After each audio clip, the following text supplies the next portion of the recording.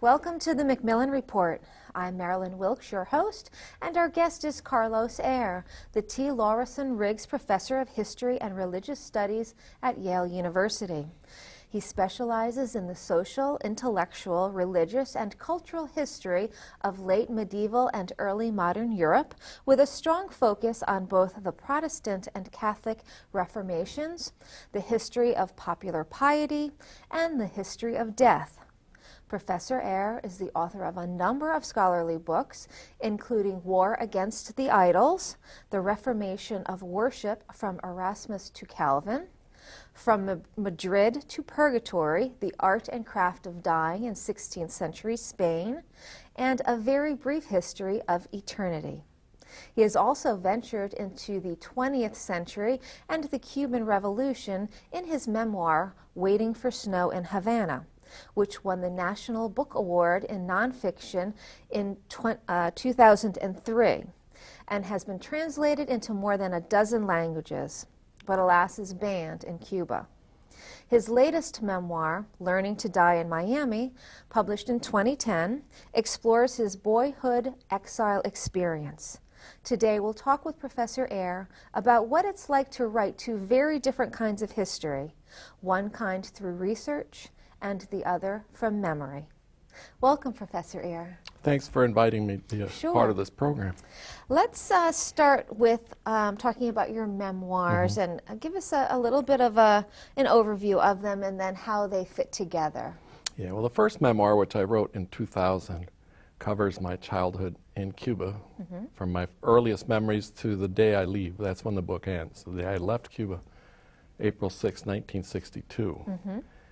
Learning to Die in Miami picks up immediately that evening when I arrive in the United States and goes through up to about 1965 or so when I reunite with my mother, because I left without my parents. So that's the bookends of that story, is leaving my parents and then reuniting with my mother. Okay, and you write very scholarly publications. And I'm wondering how it is different for you writing the memoirs versus doing your scholarly research. Well, I love both, but I have to say that if I were to compare the two, the scholarly research is like climbing a very steep mountain with a 75-pound backpack. The memoirs are a walk through the park. Really? Because they require no research. I wrote the first memoir in 3 months. I wrote the second memoir in 2 months. My scholarly books take me about an average of 10 years apiece. Wow, that is very different. It's very different. I can write really fast because all the research is strictly up here. I looked up nothing for either memoir except for one thing. I looked up one fact just out of curiosity, which was how many men had landed at the Bay of Pigs invasion. It's for my own curiosity, not because it made any difference to the story. You know, that is, I admire people who can remember their childhood with such, detail and accuracy. Unfortunately, I don't have that talent, so I don't know if I'll ever be able to write my own memoir. Well, I don't think it's a talent. I think circumstances have a lot to do with it. Really? In my case, I left abruptly. I left without my parents, and I have never been back. So all of that is kind of like an item inside a snow globe for me. It's preserved. Every time I see film or photos from present-day Cuba, I get thrown for a loop because my memories are messed with. Right? Sure. My memories are kind of pristine because I've never gone back, and I think that has a lot to do with it. And how old were you again when you were airlifted out? 11. 11. That must have been, my daughter is 11, that must have been a terrifying moment for you. It wasn't terrifying. It was exhilarating because I was so desperate to leave. The Yes, place I was know, so but horrible. As a child, right? And your parents tell you constantly, everything will be fine, we'll be together again. You believe your parents at that age. Sure. So, yes, there was an element of fear, but it wasn't terrifying. Right. you know, I'm wondering how you ended up doing the scholarly work you currently do. Was it born out of your experience in Cuba? You know, what led you to do the work that you do? It's a combination of things. For one thing, my father was immensely interested in the past, and he collected antiques. So in our household, the past was always more important than the present. I think that had a lot to do with it. But the turning point for me came very early. First inkling that I wanted to be a historian was when I was living in a foster home for juvenile delinquents in Miami. And the only place where I could escape was a public library. I went there every evening and spent 2-3 hours there and gravitated to the history section.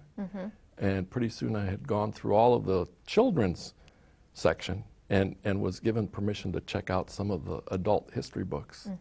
And that's when I can identify I got hooked. Of course, at that point, I didn't think I wanted to be a professor because I didn't even know what a professor did. So I can't trace it exactly to that, but that's a moment where I can say with clarity, that's when I got hooked on history, on the past.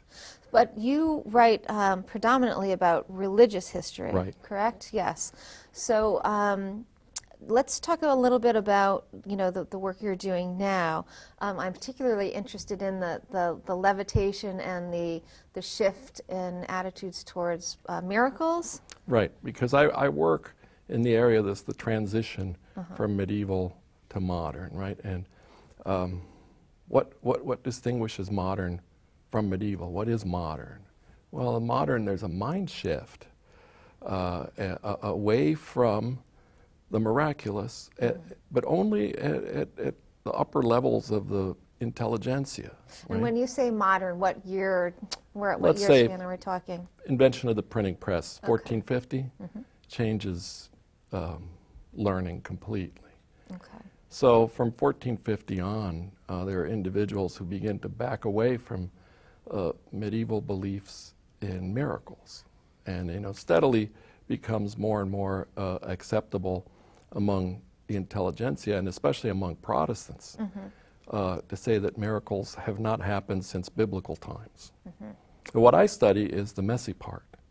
I study not only the continuation of medieval attitudes, but among Catholics, the embrace of those attitudes and the exaggeration of those attitudes. So a subtitle for my project is A History of the Impossible. I look at miracles that we in our day and age deem totally impossible, such as levitation or bilocation, being in two places at the same. So that these are miracles that are not healing miracles over which there are always question marks. Was it natural? Was it a miracle? But if you have accounts and hundreds of witnesses who say so-and-so was 10 feet off the ground, then as a historian, you've got a problem. And how do you deal with something like that? Well, I say that we bring really big brackets to put around the problem, where we don't ask the question, did so-and-so really levitate 10 feet off the ground? But the question becomes, what can we make of these testimonies? How do you explain this? And how do you explain it? It's hard. It's very hard. And occasionally I struggle with this because at one talk when I was going on and on in detail about history of the impossible, someone raised their hand and said, "Excuse me, you're not dealing with the history of the impossible, you're dealing with the history of the ridiculous."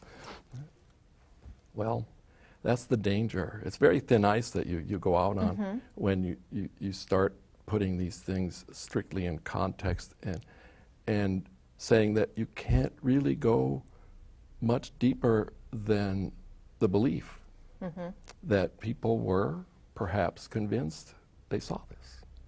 And the question mark remains over the event. But as a cultural historian or as a social historian, one can approach these miracles and try to figure out what they tell us about the transition to modernity and how complex it was. Right. And, you know, it's not like the belief in these miracles has gone away.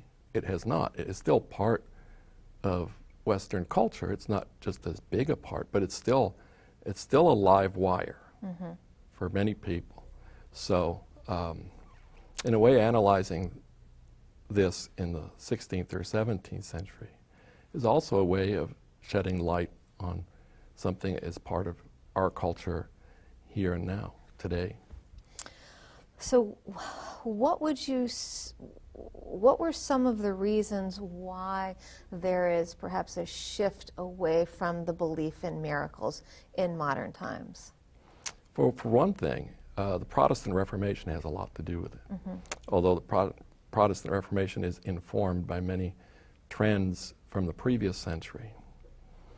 But the fact that the Catholic Church claimed that all of these miracles happened, and the fact that the Church argued that the fact that it was genuine, that it was the real thing, that it was the one true Church, could be proved through these miracles, made Protestants back away from these, right? And say, no, this doesn't prove anything. In fact, what this proves is that you're constantly tricking people.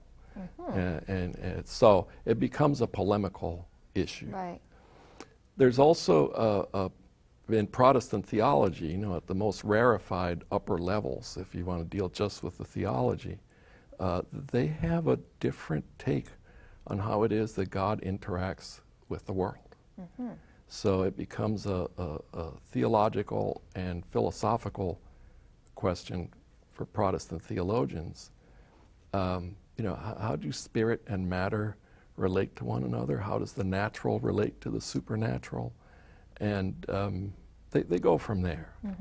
And like, for instance, in Catholic ritual, there is no ritual more central than the celebration of the Eucharist, the Mass, and the Catholic belief in transubstantiation, which is that the bread and wine become something other than bread and wine, right?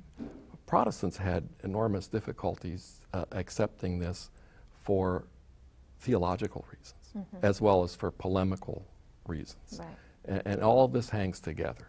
And to say people can float 10 feet off the ground when they're praying, there's a whole long list of, I could name possibly over 100 theological items, topics, that are touched on by making simply that claim. So let me ask you this. As a matter of course, scholars build on other scholars' work. Now you have your scholarly work that you've done and, of course, your memoirs.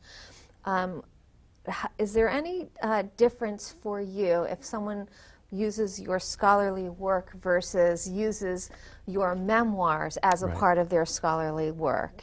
How do you feel about that? Yeah, I haven't seen too much of the latter, right? Yeah, it does happen.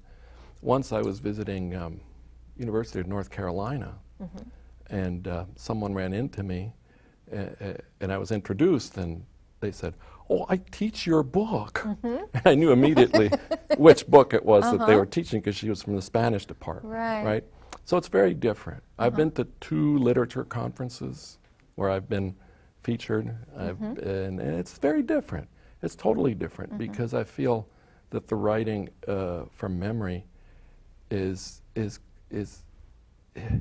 simply because it doesn't have all that work behind it, right? It's not that I don't take it seriously, but I have a hard time thinking of it as being the same as my scholarly work. But a great, huge, enormous difference is that I have received thousands of emails and letters thanking me for my memoirs. I've only received 3 letters in my entire lifetime thanking me for my scholarship. Yes, well, I'm sure that's understandable. But I mean, it's your memoirs are, you know, it's so personal to you. Yeah. Right. So it's like other, you know, it's letting other people really have a microscope into who you are. So that's why I asked that question. The reason I wrote them, though, was not so much to talk about myself, but to write about the history of the Cuban Revolution in a way that would be interesting for people, that they could get at. Because one thing I know as a historian is that first-person narrative gets you to the past more directly than anything else. Exactly. So that was my sneaky plan when I began to write the first memoir. Because I was very upset and irritated by years and years and years and years of people not only asking me what I thought were very dumb questions about Cuba, but actually very intelligent, very well-educated people displaying abysmal ignorance about Cuba. Right. So the professor in me basically couldn't take anymore. But the professor somehow had to strangle himself and leave out analysis and have nothing but narrative. Right. And it worked, I think. I think it actually, from the letters and emails I've received, people thank me not for telling my story.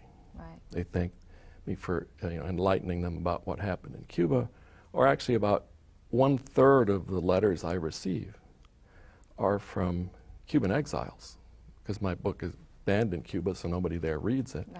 Right. Cuban exiles who actually very interestingly say, thank you for telling my story. Right? So I shuddered when I thought of this book being read by Cubans, because Cubans can be hypercritical of each other and hypercritical about the way one deals with Cuban history. So that has been a very pleasant surprise, that actually, my story matches up in the minds of those who have been through the same experience. Right. Yeah. So will there be a third memoir? The first two were unplanned. They just happened. They're personal elements, things that were going on in my life that came together that inspired me. I don't have that. Plus, a third one, I don't know what I would write about, because it's my life as an academic, which I think most people would find immensely boring.